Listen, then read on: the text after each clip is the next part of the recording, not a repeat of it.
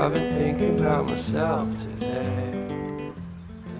Basil and marigolds. You can use cilantro, anything with a really strong fragrance that bugs don't like, and you want to plant that, integrate that in your garden. So what I did was I basically just put one tomato in between each 4-foot space, and I put marigolds. Basically I got basil, then a plant, then marigolds, then a plant, then basil, then a plant, all along through a whole aisle.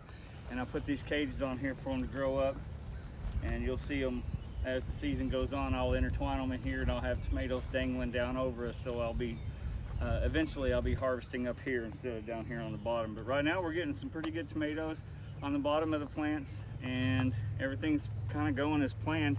It's not growing quite as fast as I'd like it to, but we've been getting a lot of water, so I haven't had to water anything yet. And I'll just come out here and basically thin them out and give them more oxygen. I take all the leaves off. Like when I get a good cluster of tomatoes, I'll take all the leaves off around it to give it more. And all I have to do is take my knife, and I could take one of the limbs up here off, and I'll give it a little slice on the bottom, a little slice on top, and it breaks right off pretty much. So I just take those off and thin those out so they get more oxygen and more sunlight, and they will ripen faster that way. At least that's what I've seen on YouTube. So gotta look for suckers pretty much daily.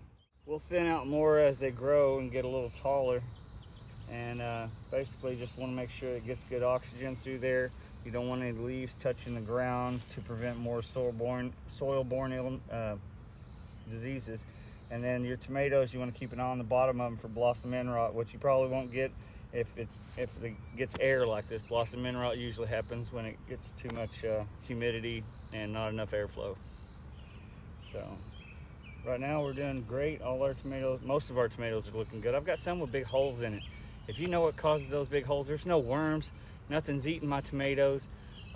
So I've been out here every day, and all I've noticed is that some of the tomatoes are as they grow, they just have these deep crevices in them. I don't know if it's because it's heirloom tomatoes or what. Some of them are heirloom, so that could be it. I don't know. It seems like every heirloom tomato that I've seen has some flaws in them. They're not exactly what you would call shelves ready for supermarkets. But our markets, for our market's sake, it works just fine because people love heirloom tomatoes. And then that's a kind of long leaf there for that one, but waiting on this one to come out.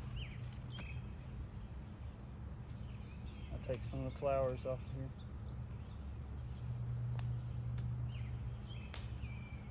And you can leave basil leaves in the garden around because it helps deter the bugs, but you don't want to leave your tomato plant cuttings laying around because it causes more fungus, or not fungus, but decaying. Marigolds are good for certain bugs, and then the basil is great for warding off the hornworms. And I haven't seen any hornworms, so I suppose it's working.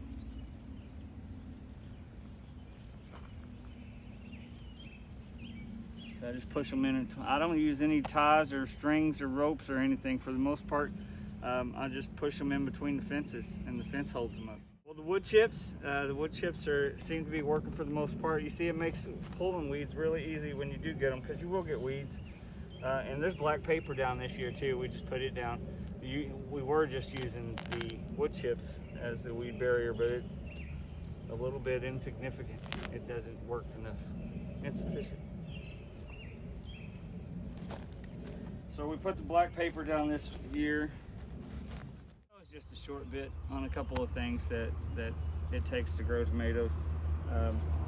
In all, I've found that if you just go out and spend time with your tomatoes every day, you'll probably grow some good tomatoes. But you got to make sure they stay weed free. They don't like competition, so let them stay weed free and put things in there that you like. And if you're watching this video, you've probably seen 100 other videos on tomatoes, so you probably know more than I do at this point. But I just wanted to show you our bits and pieces. And my name's Daniel, and it's Sadona Farms. Please like and follow, share, and fall over, and all that good stuff, and edit that out, I guess.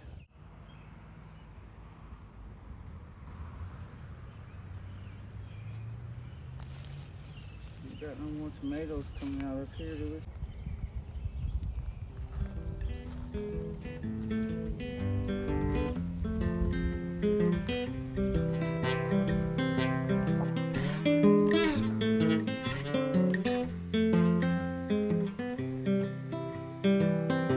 I've been thinking about myself today, thinking how have I changed.